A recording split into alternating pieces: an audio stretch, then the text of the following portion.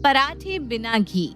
ये कहानी है कुसुम की, जो हर सास की तरह बहू के घर आने से अपने घर की और खास तौर पर रसोई की सारी जिम्मेदारी अपनी बहू के हाथों में सौंप देती है। कुमकुम बहू, अब तू ही इस घर की बहू है, इस घर की लक्ष्मी और अन्नपूर्णा। अब इस घर को तुझे ही संभालना है, खास करके मेरी इस रसोई को, समझी? तो ये सारी जिम्मेदारी अब तेरी है। अब तुझे बखूबी से निभानी होगी अपनी जिम्मेदारियां। घर तो ठीक है, पर रसोई? कुसुम तो अपने दिल की बात अपनी बहू से कहकर चली जाती है, पर बेचारी कुमकुम रसोई की जिम्मेदारी और रसोई को देखकर परेशान हो जाती है। पर बेचारी बहू कर भी क्या सकती है, अब घर की बहू है तो जिम्मेदारी तो उठानी ही पड़ेगी। यही सोचकर कुमकुम भी अपनी जिम्मेदारियों से मुंह नहीं मोड़ती और घर की जिम्मेदारी उठाने को तैयार हो जाती है। अच्छा माँ जी, मुझे ना समझ में नहीं आ रहा रात के खाने के लिए क्या बनाऊं। अरे बहू, अगर कुछ समझ में नहीं आ रहा तो मुझसे पूछ लेती ना, मैं भी तो इस घर की बहू हूं और तेरी सास। एक काम कर, आज ना तू पराठे बना ले, वैसे भी सर्दी आ गई है। माँ जी, आपने तो मेरे दिल की बात कह दी। मेरा भी ना आज पराठे ही बनाने का दिल कर रहा था, बस थोड़ा सा घबरा रही थी कहीं आप नाराज ना हो जाओ। अरे बहू, भला मैं क्यों नाराज होने लगी? मैंने तो खुद तुझे घर की सारी जिम्मेदारी दी है। ये घर अब तेरा ही है, तेरा जो दिल करे तू बना और हम सबको भी खिला, ज्यादा सोचा मत कर। अब क्या था, परमिशन मिलते ही कुमकुम रसोई में चली जाती है और घी में पराठे बनाने लगती है। घी में पराठे बनने के साथ ही कुसुम के नाक में घी की महक चढ़ जाती है और कुसुम गंदा सा मुंह बनाती हुई रसोई में आती है। हाय हाय बहू, पराठे बना रही है?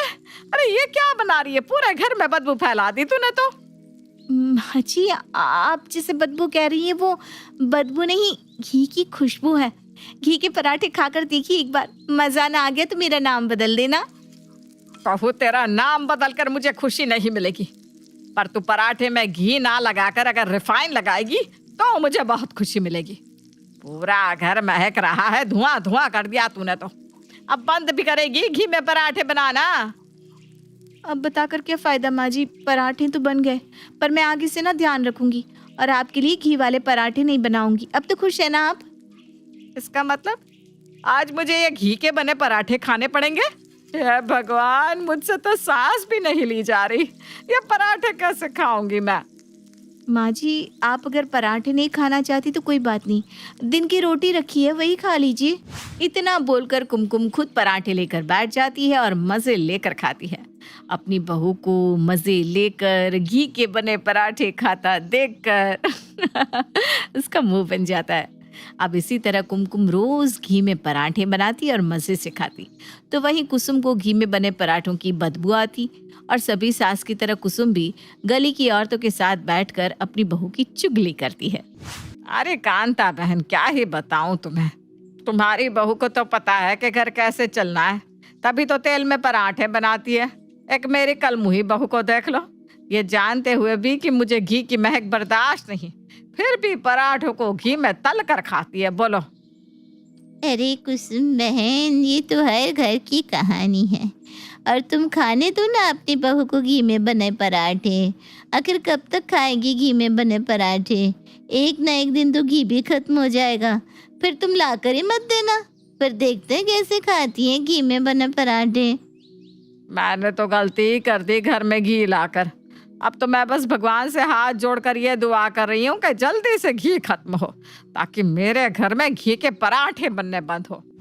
अब इसी तरह से कुसुम हमेशा अपनी बहू की चुगली गली की पड़ोसनों से करती। ये देखने के बाद भी कुमकुम अपनी हरकतों से बाज नहीं आती। अब ऐसे ही समय बीतता है और आखिरकार वो दिन आता है जब घर में घी खत्म हो जाता है। माँ जी, किचन का सारा सामान खत्म हो गया है, ना नमक है, ना मसाले और ना ही घी। मैंने लिस्ट बना दी है, आप शाम तक ले आना। क्या? घी खत्म हो गया? अरे बहू, अगर तू घी में इसी तरह से पराठे छान कर खाएगी तो खत्म ही होगा ना। और वो घी भी मैं इसलिए लेकर आई थी ताकि मेहमान जब आए तो उन्हें रोटी पर लगा कर दे सकूं, पर तुझसे घी बचे जब तो मेहमानों को पड़े। क्या माँ जी, आप तो ऐसे नाराज हो रही हो जैसे कि मैंने घी नहीं घर में रखा सोना खा लिया हो। अरे घी ही तो था, मार्केट जा रही है तो फिर से घी ले आइए ना। माफ कर बहू तू मुझे, मैं तो कब से इसी आस में बैठी थी कि कब घी खत्म होगा। और अब जब घी खत्म हो गया है तो मैं घी घर में वापस लेकर आऊंगी, हरगिज नहीं। वो गलती दोहराऊंगी नहीं कभी भी। पर माँ जी, आपको छोड़कर घर में हर कोई घी खाता है। मेरे बारे में ना सही, अपने बेटे के बारे में ही सोच लीजिए। अरे मेरी प्यारी बहू, मेरा बेटा बिना घी की भी रोटी खा लेता है। अब तो भूल जा के इस घर में कभी भी घी आएगा। कुसुम को जब पता चलता है कि घर में घी खत्म हो गया है तो मानो उसकी खुशी का ठिकाना नहीं रहता, और अपनी ये खुशी की वजह वो अपनी गली की पड़ोसियों को बताती है। अरे कांता बहन, आज ना मैं बहुत खुश हूँ। तुम मेरे साथ मार्केट चलो, मैं तुम्हें रास्ते में सब बताती हूँ। कुसुम, आखिर ऐसा भी क्या हो गया जो तू इतनी उछल रही है? कांता बहन, तुमने बिल्कुल सही कहा था। एक दिन तो घी खत्म हो ही जाएगा, और जिस दिन भी घी खत्म होगा उसी दिन मेरी परेशानी भी। आज घी खत्म हो गया और अब तो मैं घर में घी लाने से रही। अब देखती हूँ मेरी प्यारी बहू कैसे घी में पराठे बनाकर खाती है। कुसुम की खुशी का ठिकाना नहीं रहता और वो कांता के साथ मार्केट जाती है और पर्ची पर लिखा सारा सामान लेकर आती है। तो वहीं दूसरी ओर कुमकुम भी अपने पति को फोन करती है। सुनिए ना, घर में घी खत्म हो गया है, तो आप शाम को घर आते हुए देसी घी का एक डब्बा ले आना। अरे यार कुमकुम, घी का रेट बहुत बढ़ चुका है और हमारे घर में कोई इतना खास घी खाता भी नहीं है। मैं नहीं लाने वाला कोई देसी घी का डब्बा। रहने दो, अगर खत्म हो गया घी तो कोई बात नहीं। अच्छा, तो इस घर में वही चीज आएगी जो आपको और आपकी माँ को पसंद हो। रखो फोन, क्योंकि घी तो मैं मंगवा कर ही रहूंगी, चाहे आप लेकर आए या ऑनलाइन, घी घर में आएगा। इतना बोलकर कुमकुम गुस्से में अपने पति का फोन रख देती है और अपनी माँ को फोन करती है। माँ, मेरे ससुराल वाले तो बहुत कंजूस है। तुम जानती हो ना, बिना घी के खाना हजम नहीं होता तुम्हारी बेटी को। अपनी बेटी के लिए एक देसी घी का डिब्बा भिजवा दो ना। अरे बड़े कंजूस लोग हैं तेरे ससुराल वाले। मैंने तो सोचा था शहर में रहकर शहरी होंगे, पर ये तो हम गांव वालों से भी ज्यादा गरीब है।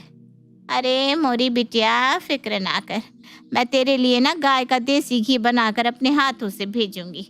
उसकी खुशबू 4 गली तक पहुंचेगी। आराम से खाना मेरी बच्ची। माँ, गांव में रहकर भी तुमने ये दिखा दिया कि एक माँ को ही अपनी बेटी की फिक्र रहती है। पर माँ, घी ना जरा जल्दी भिजवाना। हाँ मोरी बिटिया, फोन रखने के साथ ही भिजवाती हूँ लाला के हाथ से घी। शाम तक पहुँच जाएगा तोरे घर। हाँ, और गांव से ससुराल थोड़ी ना ज्यादा दूर है। अपनी माँ से बात करके कुमकुम को बहुत अच्छा लगता है और वो घी का इंतजार करने लगती है। शाम तक कुमकुम का भाई उसके घर आता है और गाय का देसी हाथ से बना हुआ घी अपनी बहन को देकर वापस चला जाता है। अब अगली सुबह कुमकुम हमेशा की तरह घी में पराठे बनाती है।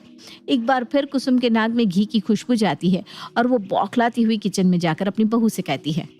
बहू, घी तो खत्म हो गया था ना, फिर ये कहाँ से आ गया? और ये कौन सी कंपनी का घी है? इसकी बदबू तो पहले वाले घी से भी ज्यादा है। देखिए माँ जी, जैसे आपको बिना घी की रोटी पसंद है, वैसे ही मुझे घी के पराठे पसंद है। अगर आपको घी के बने पराठे नहीं खाने तो मत खाइए, पर मेरे खाने पर तो रोक मत लगाइए। इतना बोलकर कुमकुम अपने घी के बने पराठे कमरे में ले जाकर अकेले खाती है। अब समय यूं ही बीतता है और कुसुम हार मान जाती है। ऐसे ही एक दिन कुसुम के सर में दर्द हो रहा था और जब उसे घी की महक आती है तो उसे उल्टियां होने लगती है। वो अपनी बहू के पास जाती है। बहू, अगर तुझे मेरी जान ही लेनी है तो ऐसे ही ले लेना। क्यों घी में बने पराठे बनाकर मेरी जान लेने की कोशिश कर रही है? माँ जी, मैं क्यों चाहूंगी कि आपको कुछ हो, बल्कि मुझे तो आपकी फिक्र सताती है। अगर आपको घी की महक बर्दाश्त नहीं होती तो आप किचन में चिमनी क्यों नहीं लगवा देती? किचन को कवर कर दीजिए ना, ताकि घी की महक किचन से बाहर न जाए और आप चैन की सांस ले सके। बहू, तूने तो कसम खा रखी है, तू अपनी हरकतों से बाज नहीं आएगी। पर तूने आइडिया गलत नहीं दिया। अब देख कैसे मैं किचन को कवर करवा देती हूँ, फिर इस 4 दीवारी की किचन में खड़ी होकर गर्मी में पकाती रहना घी के पराठे और खाती रहना दबाकर। अब क्या था, कुसुम बिना कोई देरी करे किचन में चिमनी लगवा देती है और पूरा रसोई कवर कर देती है। अपनी मॉडर्न किचन देखकर कुमकुम बहुत खुश होती है और खुद से कहती है, कितना सुंदर लग रहा है मेरा मॉडल किचन। आखिर मैं जो चाहती थी वो हो ही गया।